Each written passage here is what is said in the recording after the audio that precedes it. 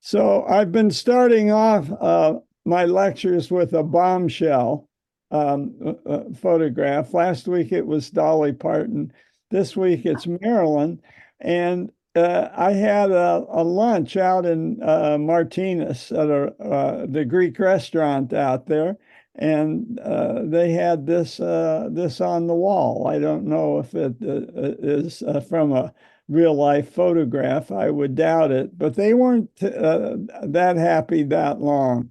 So anyway, okay. So here's David Pepper coming in. So David, I don't know if you've been to the restaurant, the Greek restaurant in Martinez that has this mural, but there you go. Okay, so on we go. Harold, this is from that video you sent, Yuval Harari, trying to explain what's going wrong with the world. And we can see there's just an increase in conflict, and it's divided by state actors, independent militias, and fights involving civil authorities in pink. And you can see all three are up, and that's what we're feeling. I don't know if I sent around the link that Harold sent, but that's Harari's efforts to explain it. But I have something positive to spend a little bit of time on. There's so damn little positive stuff in the news, but we have been spending an awful lot of time the last couple of years asking what China wants. And it looks like we're settling down into a kind of understanding and an answer, especially better than 3 years ago when these two gentlemen met in Alaska in Anchorage and yelled at each other. We got a quote here from Zakaria's article in the Washington Post, but a lot of times he does on his global CNN GPS show, he kind of channels one of his essays, and this one was just wonderful to listen to. Something trending positive, huh? And what is that? Well, it's our relations with China. So here he is with Jake Sullivan and shaking hands with Wang Yi. Now, we've talked about Wang Yi a lot over the last couple of years. He's the foreign minister within the Communist Party. And he outranks whoever is their current Secretary of State, because he's in the party. And he was the one, he accompanied Xi Jinping to San Francisco. So this is a quote, Zakaria quotes Ian Bremmer. This guy's pretty good. I don't know if you've had a chance to listen to him. He's included on a lot of panels about foreign relations. I think he's a consultant for big businesses around the world. And he just pointed out the trend and gave a name to it, stabilization. And so that's great, and it's the data backs up that claim in commerce. Both Yellen and Raimondo have made trips to China to meet with their counterparts. And we remember this guy, he was a hardliner. He got fired after he disappeared for a month or two, as is the wont in authoritarian government. And the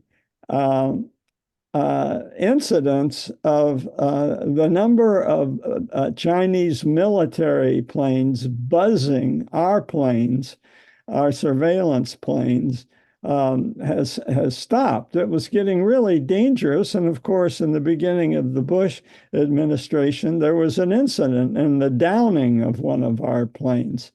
But he's been replaced. And who knows why. But Rudy has filled us in on Filoli. And do you want to tell us again, Rudy, what that stands for? Fight, love, live. There you go. And so, Filoli, officially. okay, thank you.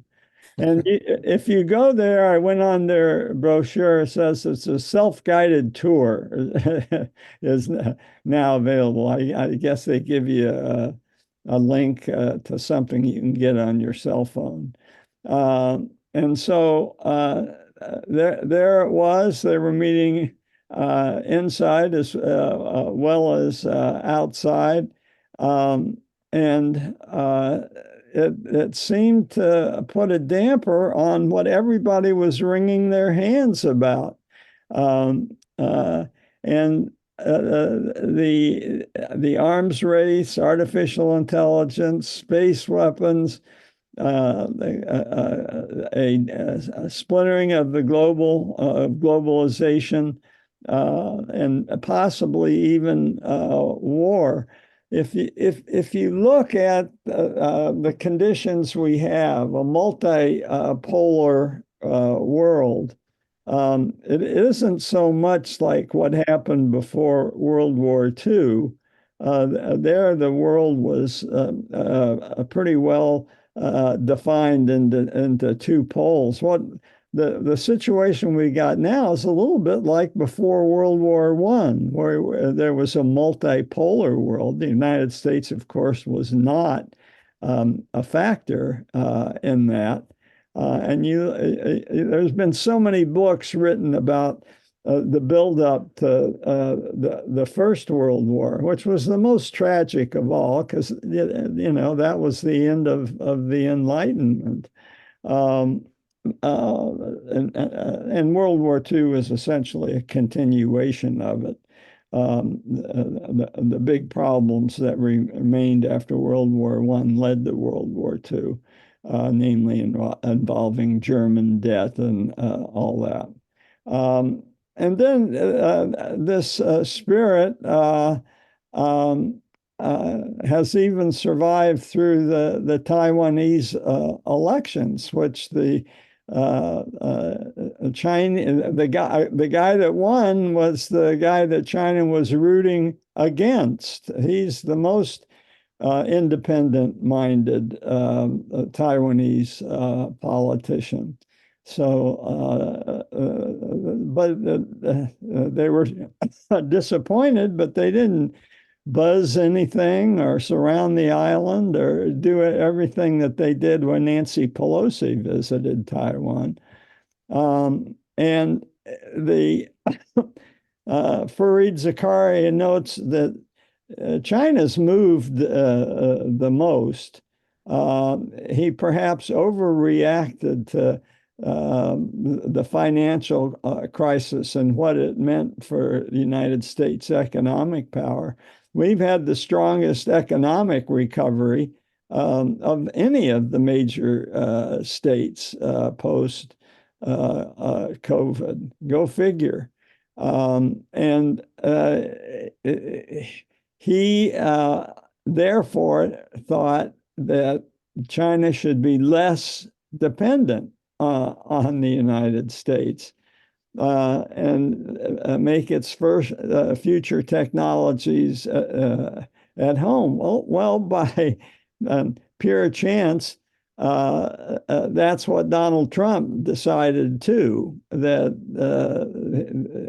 in his way of propagandizing and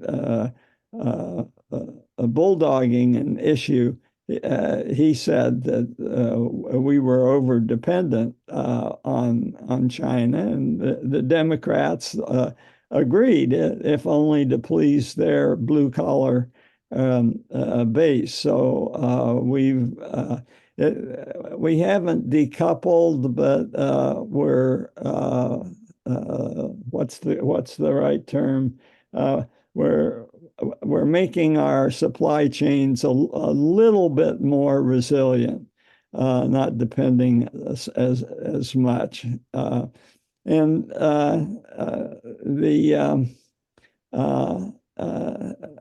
so Xi Jinping has been pretty aggressive, and I think the most aggressive thing, of course, was his partnering with unending friendship with Vladimir Putin. I want to just focus just a little bit on a new player. We've seen quite a few Chinese shooting stars burn out, and maybe it'll be true for this guy too. But now things are cooling down, and it's not just Wang Yi that's helping cool things down. It's the new premier, Li Qiang. And I've mentioned him once before, but I think it's worth a deeper dive as somebody to keep your eye on, because what he says might indicate where China is going. And he made an appearance at Davos and was very friendly. And so whatever it was that China thought it wanted a couple of years ago, when The Economist came up with a series of issues where that was featured, it seems like it's settled down, and you could almost say it's personified by Li Qiang, the new premier. And I thought, looking at his personal story, he had some similarities with Harry Truman. Not highborn, not highly educated. And he developed his skills in the blue collar world of manufacturing, working at a pumping station, making agricultural machinery. He didn't get his MBA until the mid 40s. But the really interesting thing is he has been for open communication, which is usually not what you find in autocracies. You certainly don't find it in Russia. And he even scolded people who were supposed to be critics of the government for failing to criticize him, because he was criticizing himself. And the way his association with a private enterprise is closer to the philosophy of Deng Xiaoping that is to Mao. He started off in Xinjiang, but he wound up in Shanghai, which is running Shanghai is like the number two powerful position in China, it being its mega city. And he wound up there. He's more than a yes man. He has Xi Jinping's ear, because they go way back. In 2002, she was given the responsibility of governing Xinjiang province, where he met Lee as he was coming up.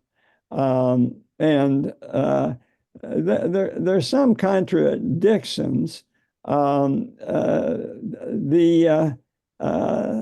She is not always that open to criticism, and he has crushed opponents. So you can see at least echoes of a personality cult in what he's doing, but that doesn't fit with Lee's personality. And when he was in charge of Shanghai, he even helped Tesla set up a factory there. He also wanted to import internationally available COVID vaccines and not just use the local product, which was much less effective. He also was skeptical of the zero COVID, which is interesting because he had to do the biggest enforcement of it at all of all in Shanghai. He had to close down Shanghai for 2 months. Imagine that. And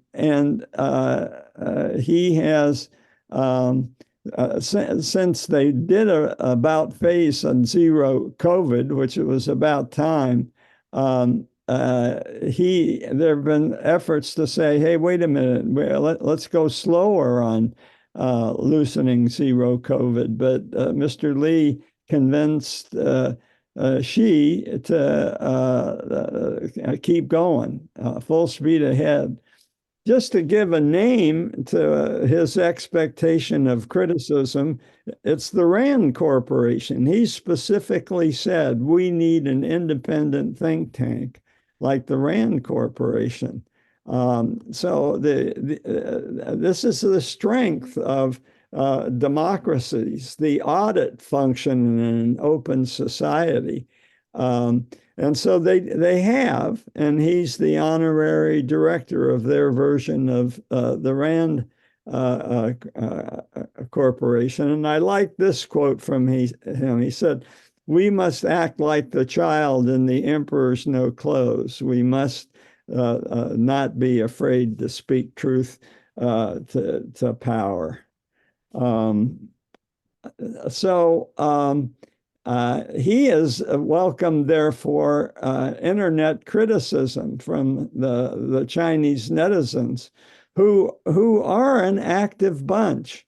It's not like people are totally thwarted in China. They're an active bunch, and they are very active on social media, on Weibo, which is like Twitter.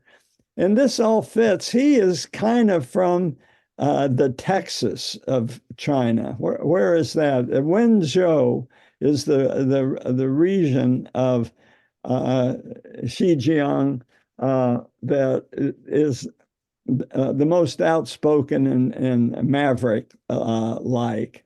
And they like capitalism and always have, even in Mao's day, but particularly Deng Xiaoping found a lot of sympathetic ears there.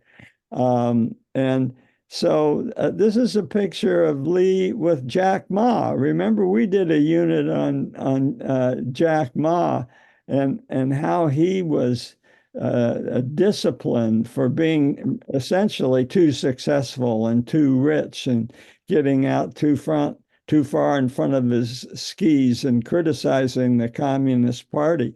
Well, he was relieved. He couldn't.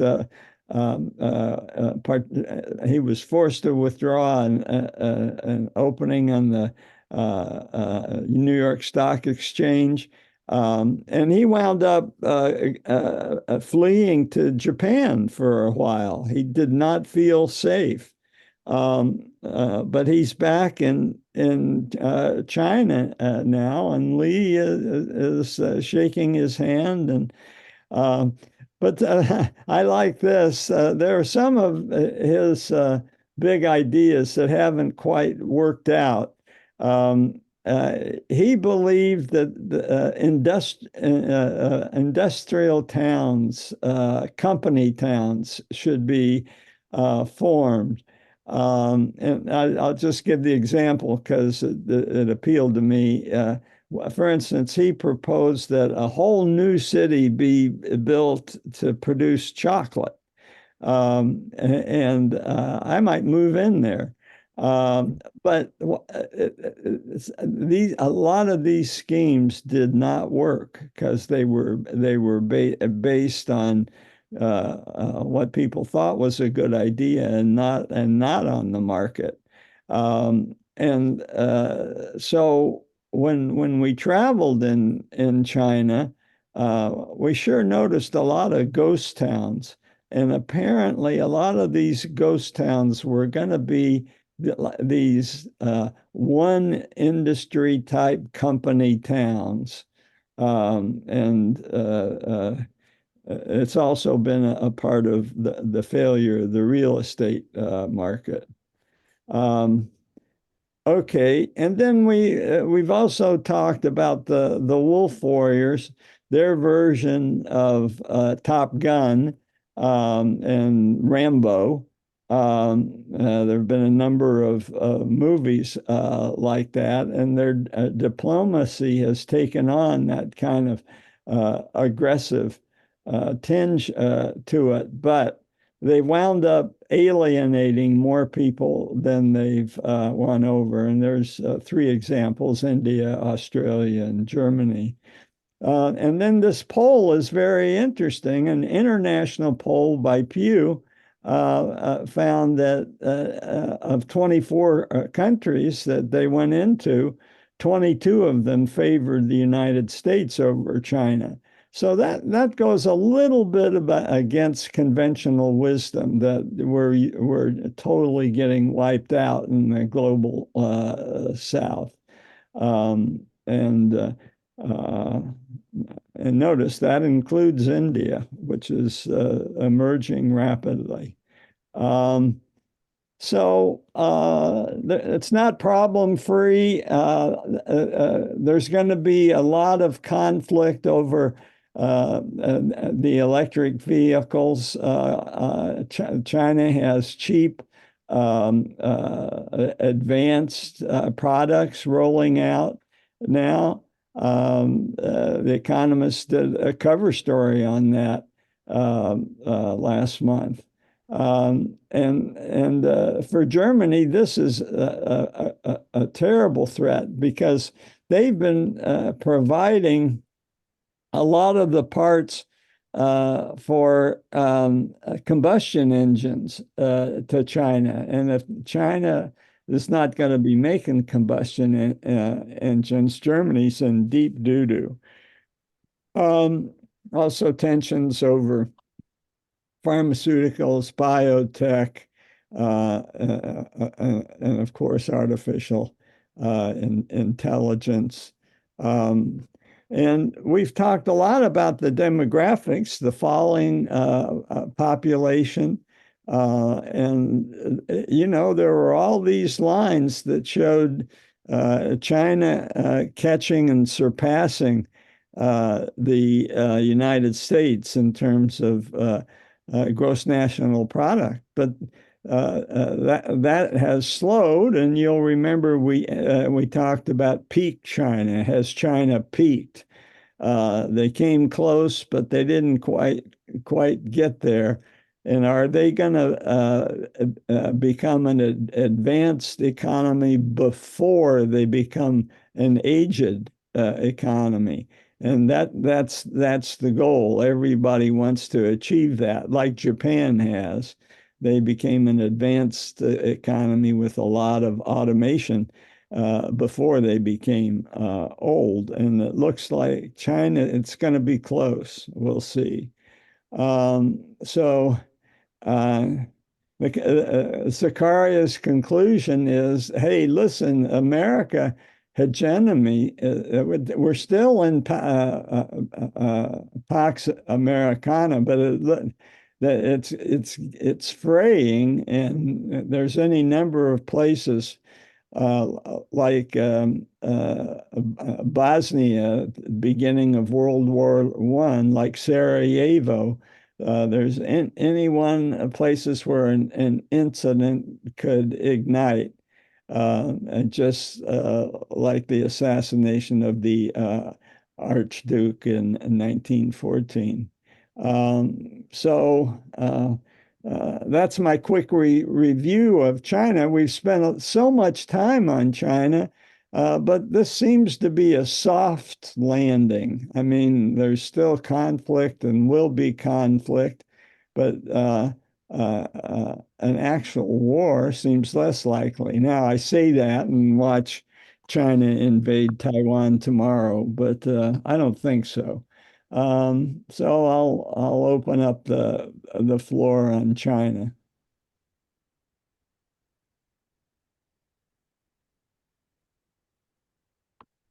Well, I haven't read it, but Nicholas Kristof had an article in the New York Times yesterday or today about the increasing threat of China. So I have to read that, but it was a headline.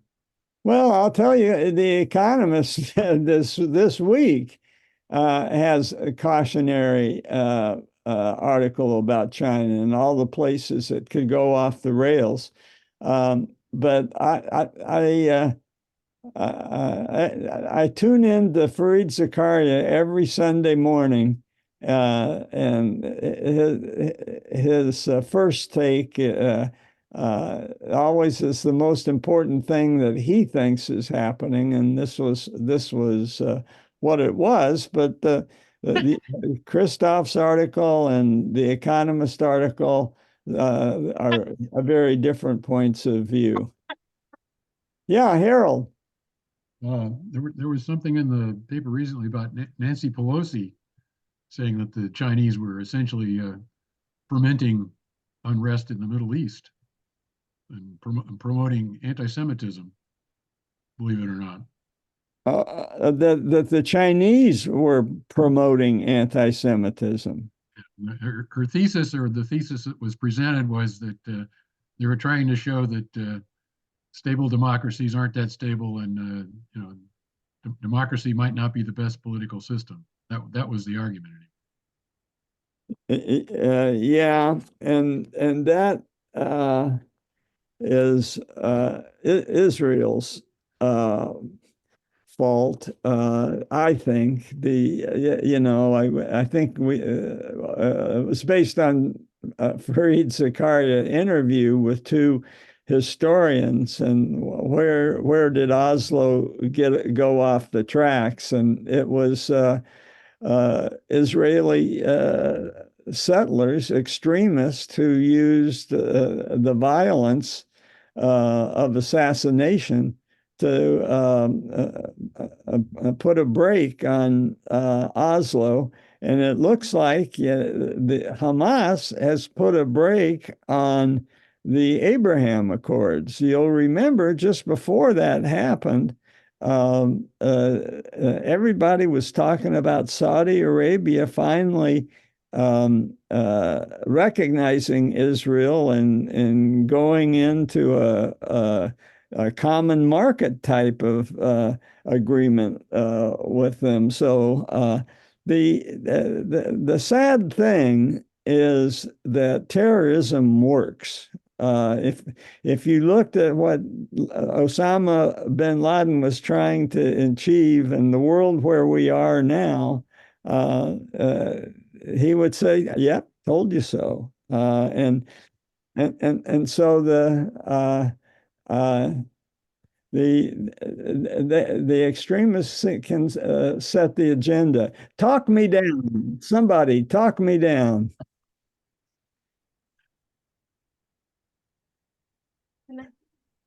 Okay. Heiko's got her hand up. Aiko, I can't see you. Oh, You have to push the button. Thank you, Harold.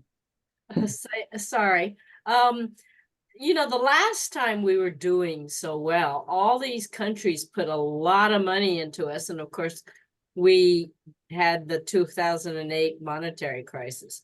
Is there anything like that waiting in the wings to happen to us? Because the thing is, we're doing so well once again, and everybody's probably putting money into us. Exactly. I don't know.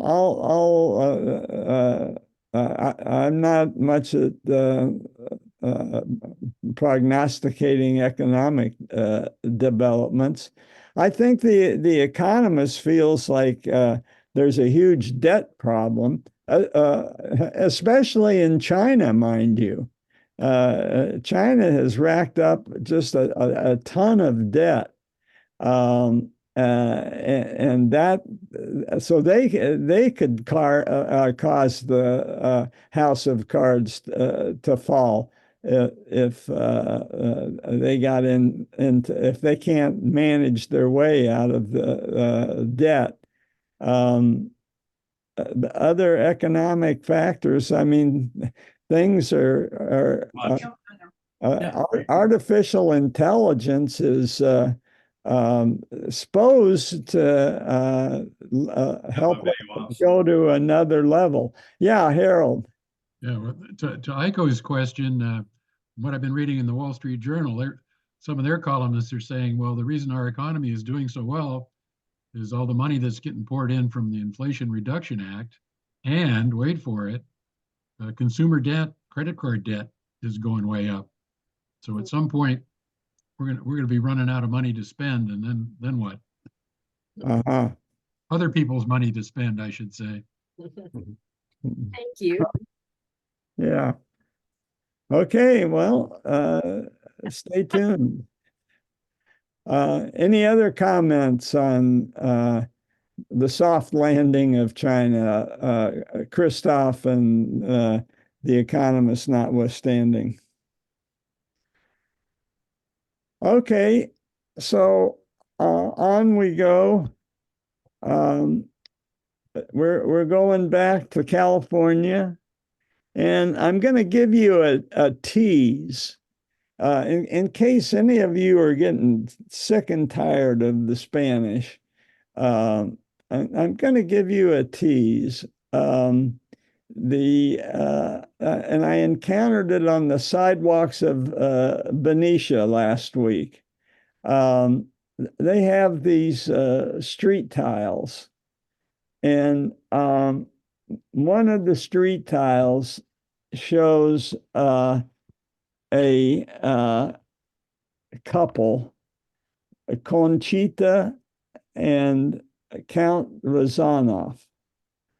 And in about 30 years after Sarah leaves the scene, Russians are going to make it into the Bay Area, not as fur traders, but they were coming to do a deal on agriculture.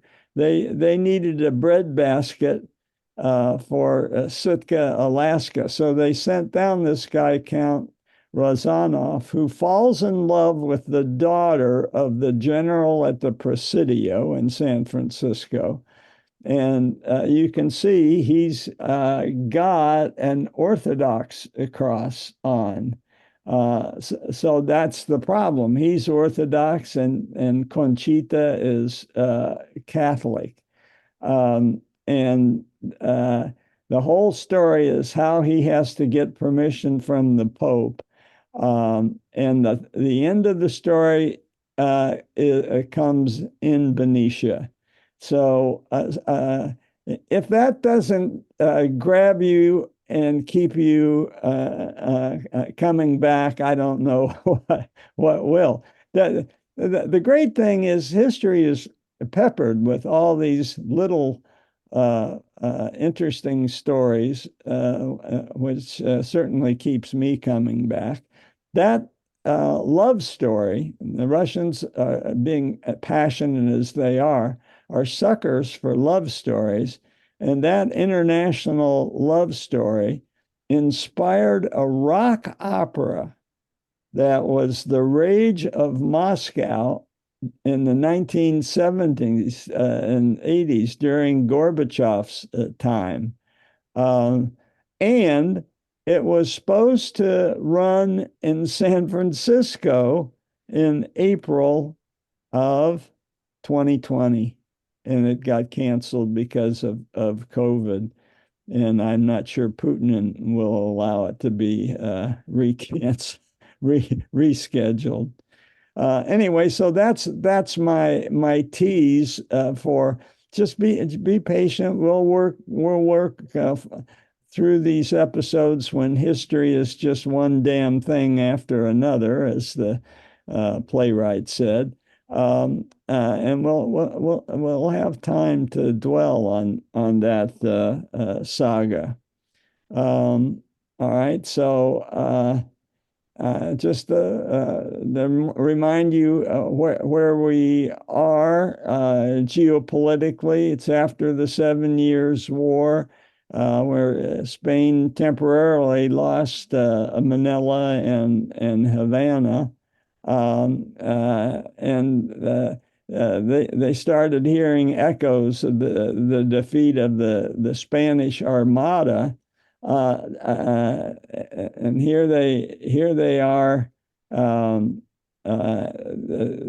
before the French and Indian War.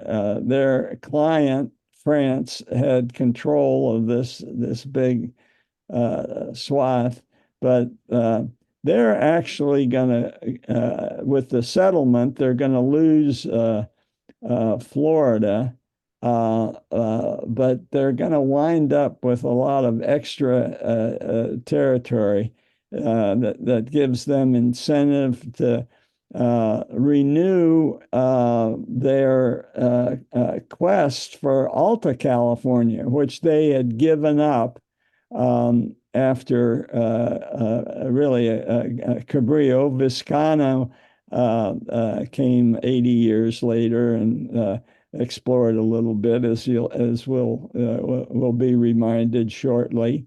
And then there was one other period where they actually had a great victory, and we just happened to be exposed to that because our daughter-in-law is Colombian. And this battle took place in Cartagena in the 1740s. And this is just one of these irresistible personal stories, and you'll see why in just a second. But it had a very colorful cause of the war. It had to do with Jenkins' ear, which the Spanish had cut off, and the English thought that was too much.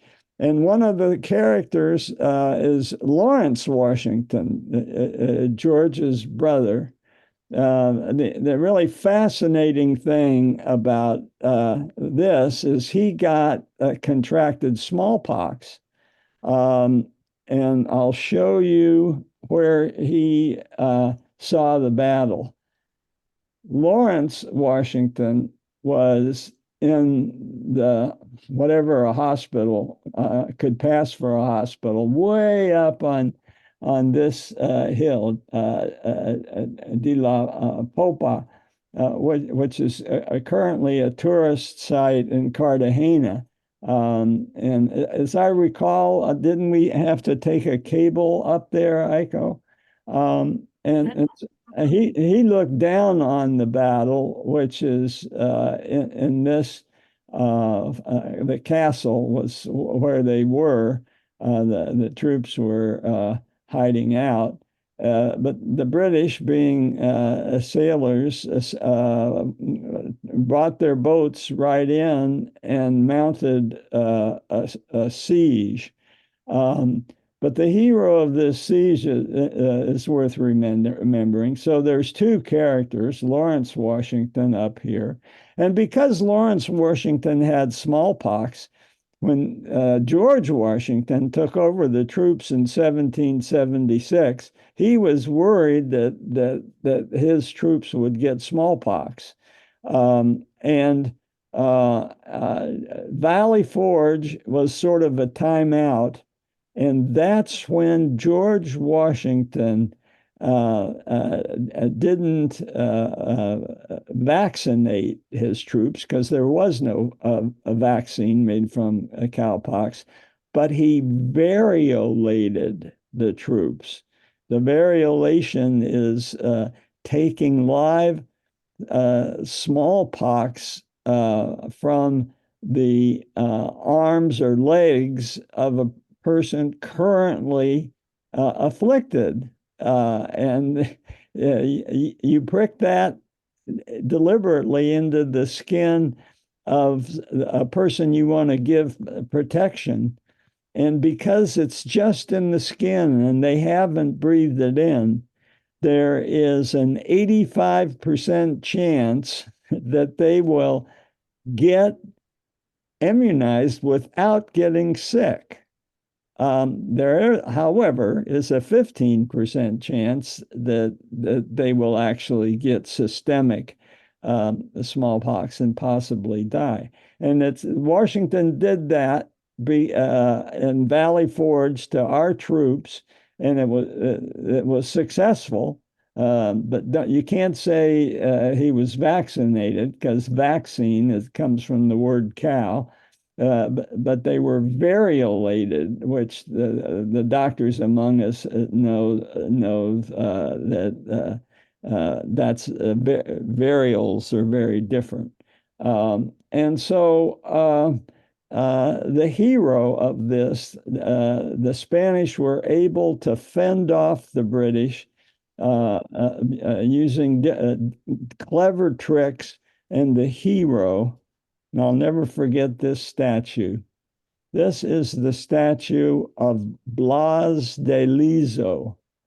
Blas de Lezo. Look closely. He's got one leg, one arm, and one eye. That's a war hero for you. So that's my little story preliminarily. Now I'm spending a lot of time on Junipero Serra because he is a founding father and he is controversial. Yeah, Harold. So I can't resist comparing the Spanish hero you just mentioned with the arm missing, a leg missing, and an eye missing. I immediately went to Admiral Nelson, and I have to say that the Spanish guy has a leg up on Admiral Nelson. Oh, Boo, man, boo. that's why we put aside an hour every Tuesday afternoon. Very good. Couldn't resist the dad jokes. What's that? I couldn't resist the dad joke. No, that was terrific. That was terrific. All right, so back we go.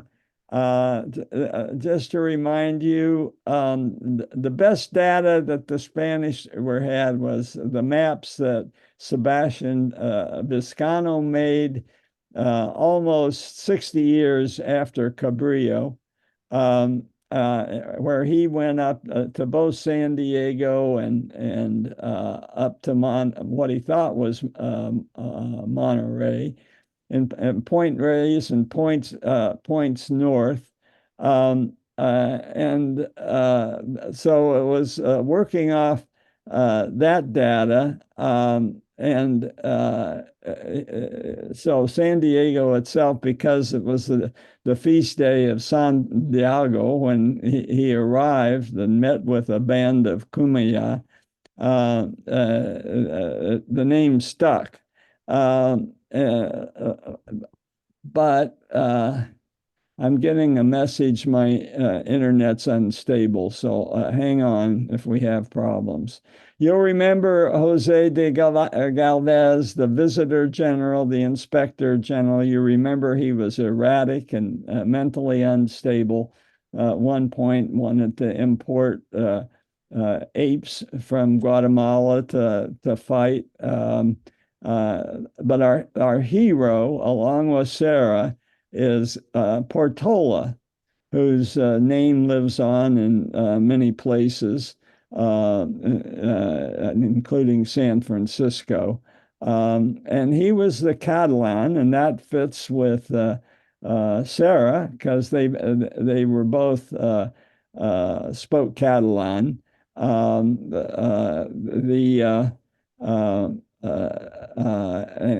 he had been appointed governor.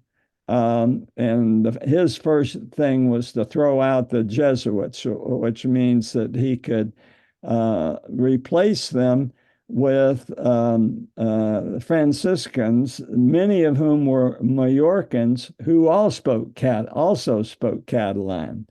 And so finally, the Sacred Expedition is set to go north for many reasons, but mostly to head off the Russians who've already been mucking around down that way. When it's not quite the fur rush yet, but they're discovering there's a lot of fur in the rivers off the coast.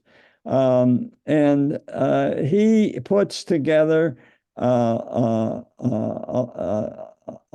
with Galvez, a joint land and sea expedition, with the sea meant to provide supplies because they're not sure how good the roads are going to be. And so they're going to resupply them by ship. Makes a lot of sense. But they also wanted to establish settlements, and the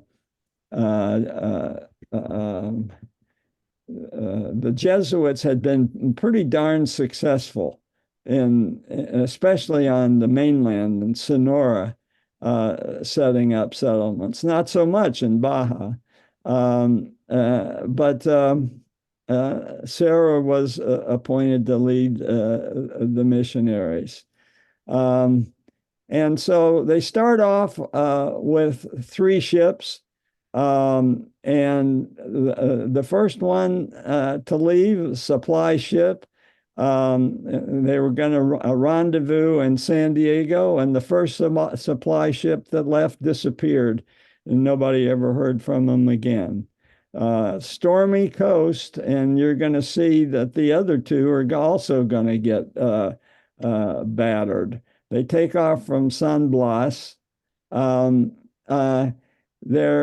The idea is to not go up the coast because you're fighting the California current, which you see coming down the coast. The idea is to get in somehow into the clockwise circulation in the Pacific. So to do that, you sail out and you head north.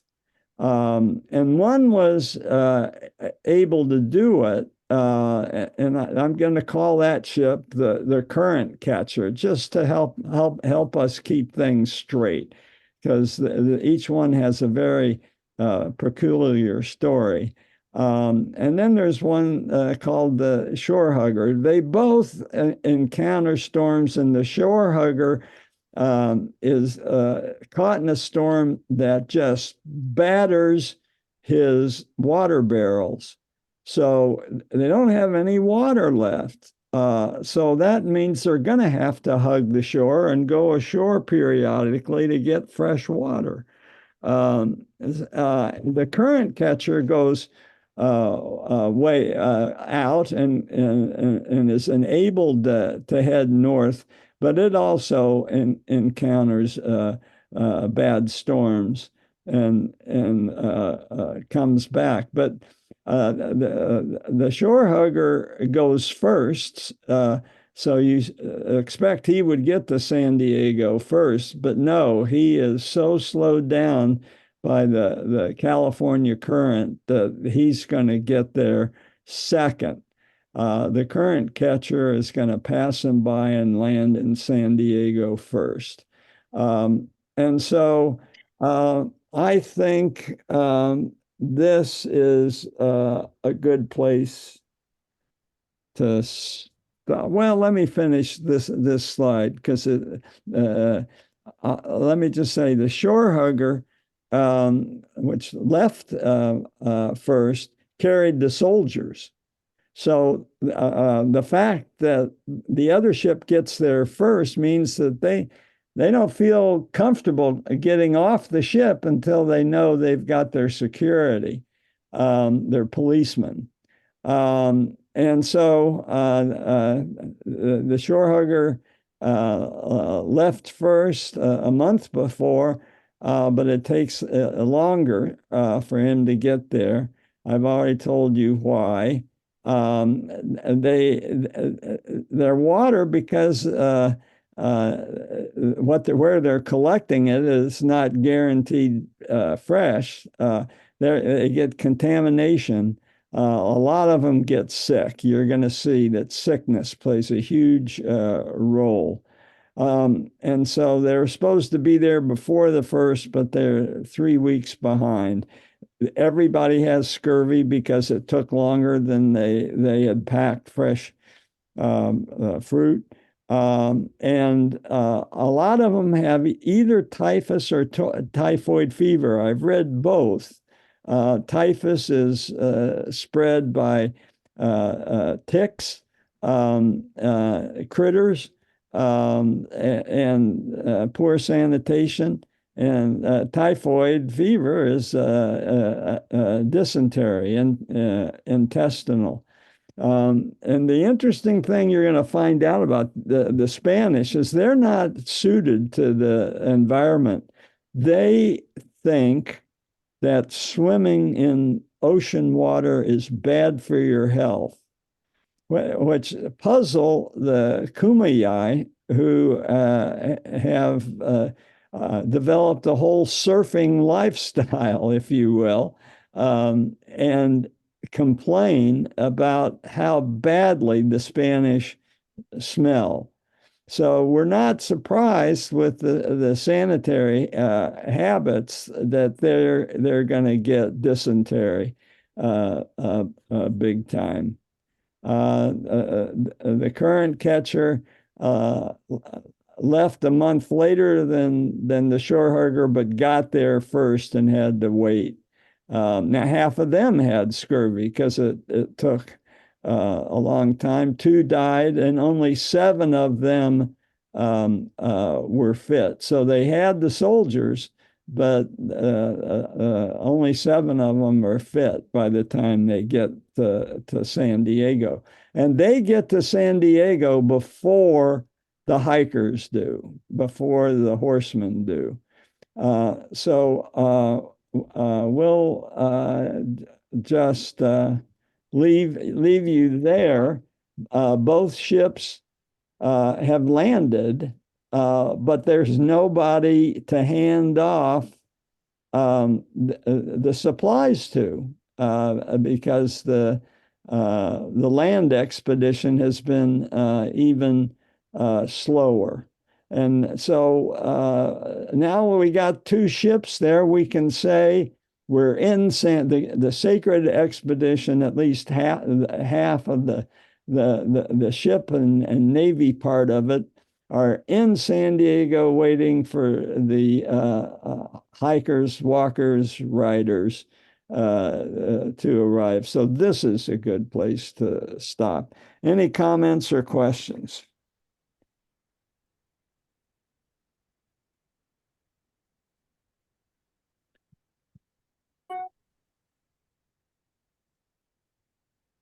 Okay, that being the case, nobody from San Diego here?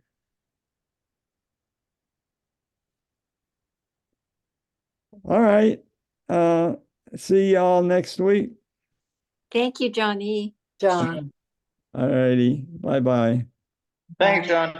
Bye-bye.